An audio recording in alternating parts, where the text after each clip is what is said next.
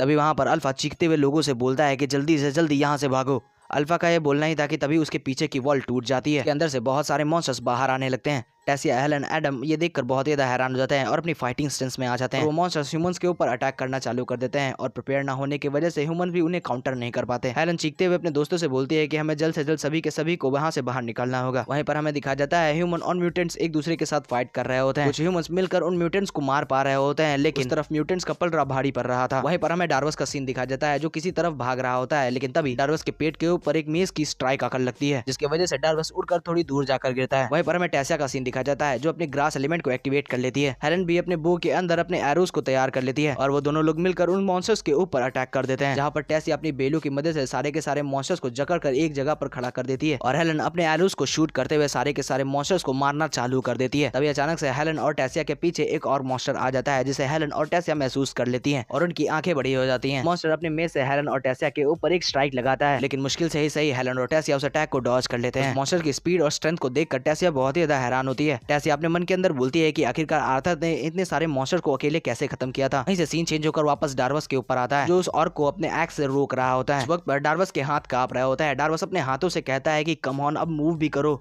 इससे पहले कि डार्वस के हाथ वहां पर काम करना बंद करते, वहां पर कैरिया आ जाती है और उस मॉन्स्टर के मुंह के ऊपर एक देकर पंच मारती है, जिसकी वजह से उस मॉन्स्टर का चेहरा बिगड़ जाता है। कैरिया डार्वस से पूछती है कि डार्वस तुम्हारे साथ आखिरकार हुआ क्या है। डार्वस कैरिया से बोलता है कि जब से मैंने उस आर्थर के साथ फाइट किया तब से मैं अपने हाथों को बहुत ही ज्यादा मुश्किल से महसूस कर पा रहा हूँ। तभी वहां पर पीछे से टेसिया चिल्लाते हुए डार्वस और कैरिया से बोलती है कि जल्द से जल्द डोर की तरफ जाओ और अपने साथ जितने भी ज्यादा सोल्जर ले जा पाओ उतने ज्यादा सोल्जर लेकर जाओ। सुनकर कैरिया हाँ मैम बोलकर डार्वस को उठाकर गेट की तरफ दौड़ने लगती है, लेकिन उस वक्त और बहुत सारे ऑर्क मॉन्स्टर कैरिया और डार्वस को फॉलो कर रहे होते हैं। लेकिन तभी अचानक से उनके बीच में जास्मिन आ जाती है। जास्मिन बड़ी तेजी से वहां पर एक छलांग लगाती है, अपने सामने आ रहे सारे के सारे मॉन्स्टर के ऊपर स्ट्राइक लगाकर आगे को निकल जाती है, जिसके साथ ही वहां पर सारे के सारे ऑर्क मॉन्स्टर एक ही साथ में खत्म हो जाते हैं। पर हमें दिखाया जाता है कि वहां के बहुत सारे एडवेंचर्स बहुत ही ज्यादा बुरी तरीके से घायल हो गए होते हैं, ताकि कैरिया और डार्वस उन लोगों को सपोर्ट करते हुए डोर की तरफ लेके जा रहे होते हैं। पीछे से स्टैंडर्ड और ये येलो हेयर वाली बंदी उन्हें कवर दे रहे होते हैं। वहीं से सीन चेंज होकर एडम के ऊपर आता है, जो एक स्ट्राइक के अंदर दो ऑर्क मॉन्स्टर को अपने स्पेयर के साथ खत्म कर देता है। लेकिन तब तक एडम को बहुत से मॉन्स्टर्स ने चारों तरफ से घेर लिया होता है। एडम भी उस वक्त पर थोड़ा बहुत थका हुआ लग रहा होता है, लेकिन तभी एडम के पीछे एक बहुत बड़ा पत्थर आकर मॉन्स्टर्स के ऊपर गिरता है। इसके वजह से कुछ मॉन्स्टर्स वहीं पर खत्म हो जाते हैं। पीछे घूमकर एडम जब देखता है तो वो पाता है कि वो अल्फा होता है, जिसने उन पत्थर को मॉन्स्टर के ऊपर फेंका होता है।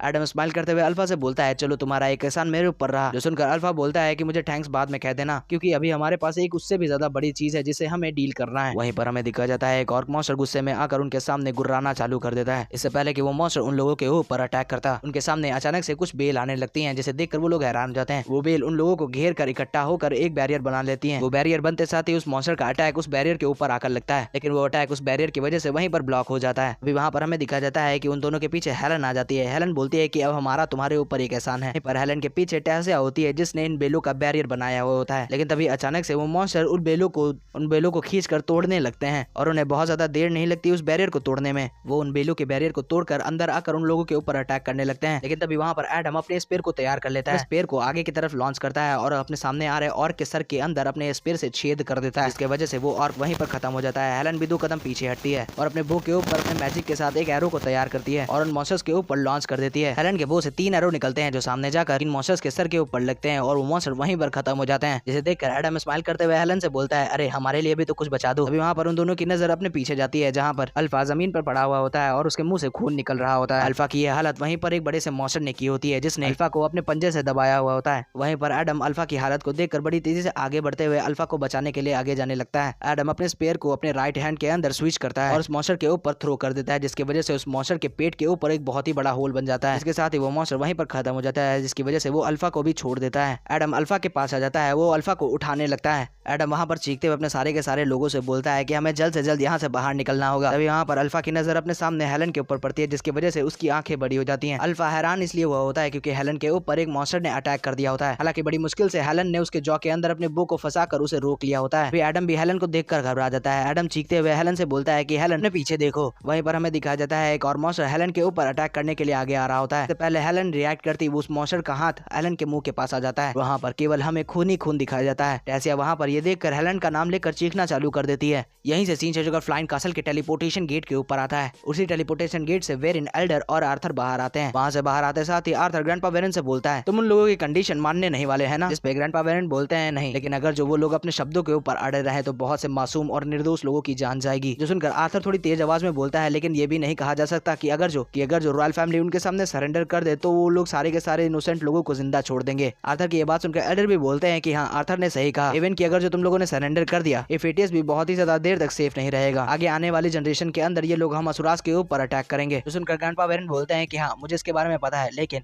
मैं उन प्रोटेस्ट की तरफ देख रहा हूँ जो मेरे इस डिसीजन को ग्रेटली एक्सेप्ट नहीं करने वाले। आर्थर बोलता है, क्या तुम उन्हें सब कुछ बताने वाले हो? ग्रैंडपा वेरिन थोड़ी देर के लिए शांत हो जाते हैं। ग्रैंडपा वेरिन बोलते हैं, भरोसा एक इंसान जो अपनी पूरी जिंदगी अपनी पीठ को घिस घिस कर कमाता है, उसे केवल एक गलती और चुटकी भर का समय लगता है टूट कर बिखरने में। लीडर ऐसा होना चाहिए जिसके ऊपर उसके लोग भरोसा करें। तुम्हें क्या लगता है कि ये जानने के बाद कि मैं उनकी लाइफ के साथ बेसिकली एक तरीके का जुआ ही खेलने वाला हूँ, वो लोग मेरे ऊपर भरोसा करेंगे? वेरिन की ये बात सुनकर आर्थर भी अपने गुस्से में दांत भींचते हुए रह जाता है। अगर जो तुम उन्हें सब कुछ बताने का सोच रहे हो तो ये समझ लेना कि तुम उन्हें एक तरीके की आवाज दे रहे हो, मतलब कि तुम उन्हें क्रिटिसाइज करने का मौका दे रहे हो। आर्थर बोलता है, क्या होगा जब सभी के सभी लोग अपने लीडर्स को ही सेक्रीफाइस करने का चूज करेंगे? आर्थर की बात सुनकर ग्रैंडपा वेरिन बोलते हैं कि हम उस समय को बहुत पहले ही पीछे छोड़ा है जिस समय में राजा केवल अपनी प्रजा के बारे में सबसे पहले सोचते थे, लेकिन अभी सिचुएशन कुछ ऐसी है कि उन्हें खुद ही चूज करना होगा। ये लड़ाई हमारी अकेली नहीं है, इसके अंदर वो सारे के सारे लोग इन्वॉल्व हैं। यहीं से सीन कट होता है और थोड़ी देर बाद आर्थर के ऊपर आता है। हमें दिखाया जाता है कि आर्थर शायद अपने कासल के बालकनी पे था। वहीं पर सिल्विया भी होती है। सिल्विया की नजर किसी चीज के ऊपर पड़ती है और वो आर्थर को बुलाकर उस तरफ देखने के लिए बोलती है। उस तरफ देखता है तो वो पाता है कि वहाँ पर उसकी बहन है। वहीं पर हमें एले को दिखाया जाता है जिसके एक्सप्रेशन थोड़े अलग होते हैं। सिल्विया एले को देखकर बोलती है कि लेकिन उसकी हालत मुझे कुछ ठीक नहीं लग रही। जब आर्थर भी एले की तरफ ध्यान से देखता है तो उसकी आंखें श्रिंक हो जाती हैं। वहीं पर हमें एले के पास पर दिखाया जाता है कि एले के सामने नॉबल पर्सन होता है जो अपनी बढ़ाई कर रहा होता है और ये विकसित हुआ सुनियो एले के ऊपर लाइन मार रहा था। साला सारे के सारे मानवा के अंदर ऐसा चमड़ी कैरेक्टर होता ही है। ऊपर से अपनी बढ़ाइयों के पुल बांध ही रहा होता है कि तभी उसके पीछे बू आ जाता है और बू हमें किसी भी तरीके से खुश नहीं लग रहा होता है। बू इस चमड़ी को अपने पीछे से हाथ से पकड़ कर उठा लेता है, उसे जोरों से हिला हुलू कर आसमान में फेंक देता है, जिसकी वजह से वो चमड़ी उड़ते हुए बहुत ज्यादा दूर निकल जाता है। तभी बू की इस हरकत के ऊपर एले बू के ऊपर गुस्सा करने लगती है। एले बोलती है कि तुम हर उस दूसरे इंसान को उठाकर हवा में नहीं फेंक सकते जो तुम्हें पसंद नहीं आ रहा है। वहाँ पर एले की नजर आर्थर के ऊपर पड़ती है। आर्थर वहाँ पर अपने हाथ को हिलाते हुए एले के पास आ रहा होता है, जिसे देखकर एले भी बहुत ही ज्यादा खुश हो जाती है। वो दौड़ते हुए जाकर आर्थर को गले से लगा लेती है, लेकिन तभी आर्थर वहाँ पर नोटिस करता है कि सभी के सभी लोग उसी को घूर रहे हैं। आर्थर ऑकवर्ड होते हुए एले से पूछता है कि आखिरकार सभी के सभी लोग उन्हें क्यों घूर रहे हैं। जो सुनकर एले बोलती है कि डायसतन के नॉवेल्स के अंदर ऐसा कोई भी नहीं है जो आर्थर लेवाइन का नाम नहीं जानता। वहीं पर हमें बू को दिखा जाता है जो आर्थर को घूरते हुए दिख रहा होता है, जिसकी आंखों में आंखें डालकर आर्थर भी उसे घूरने लगता है। तभी वहाँ पर बहुत ही ज्यादा कुछ अटपटा सा होता है। आर्थर और बू एक दूसरे से हाथ मिलाते हैं। आर्थर बू से पूछता है कि आखिरकार वो कैसा है। हालांकि उन दोनों को इतनी जल्दी इतना ज्यादा क्लोज देख एले भी बहुत ज्यादा हैरान हो जाती है। एले मुंह बनाते हुए आर्थर से पूछती है कि आखिरकार वो दोनों इतना क्लोज कब हो गए।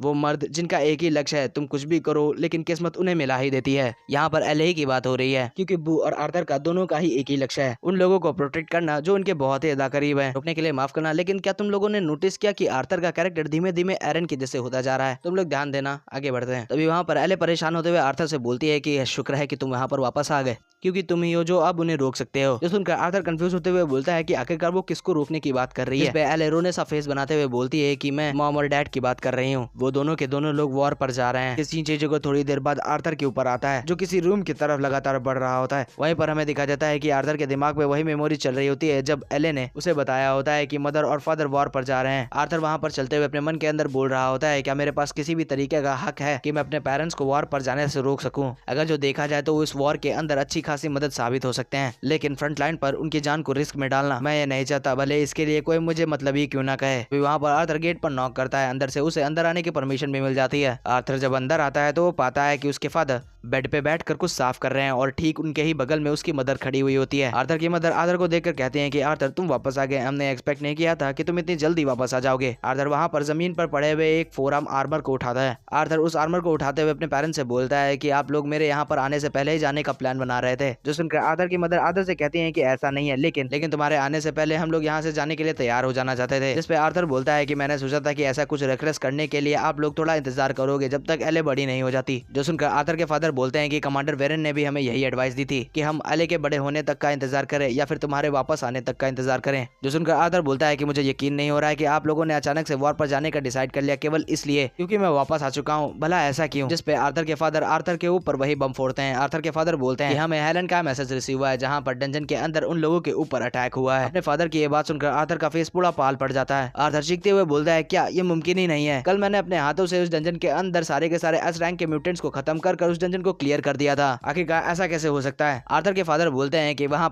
पर एक हिडन रूम था जिसके अंदर बहुत से मॉन्स्टर छुपे हुए थे। वो एंट्रेंस एक वॉल से छिपी हुई थी, उस वॉल को इस तरीके से बनाया गया था कि उसकी दूसरी तरफ की माना को सेंस नहीं किया जा सकता। यहीं से सीन चेंज होकर वापस से उस डंजन के अंदर हेलन के ऊपर आता है, पर एक दूसरे ऑर्क मॉन्स्टर ने हेलन के ऊपर अटैक कर दिया था। तभी वहाँ पर हेलन के सामने एडम आ जाता है। इससे पहले वो ऑर्क मॉन्स्टर हेलन के ऊपर अटैक करता है, उसके सामने एडम आ जाता है और वो अटैक एडम के ऊपर लग जाता है। आर्थर के फादर बोलते हैं कि ट्विन हॉर्न पीछे रुककर उन सोल्जर्स की मदद कर रही थी जो घायल हो चुके थे, जिसकी वजह से उन लोगों को मॉन्स्टर्स के साथ फाइट करनी पड़ी जिसके अंदर एडम नहीं बच पाया। और यहीं पर हमारा एपिसोड खत्म होता है। माफ कर देना इतना ज्यादा टाइम लेने के लिए, सॉरी। इतना ज्यादा लेट वीडियो डालने का कोई ठोस रीजन तो नहीं है, लेकिन मैं नहीं डाल पा रहा हूँ। और होप करता हूँ कि आप लोगों को मेरी एक्सप्लेनेशन पसंद आई होगी। और अगर जेन्युइनली आप लोगों को पसंद आई है तो चैनल को सब्सक्राइब कर वीडियो को लाइक कर वीडियो को शेयर कर दीजिएगा। अगले कुछ एपिसोड के साथ होगी आपसे मुलाकात, तब तक के लिए खाते पीते रहे, खुश रहे, अपने और अपने प्यारों का ख्याल रखें। बाय।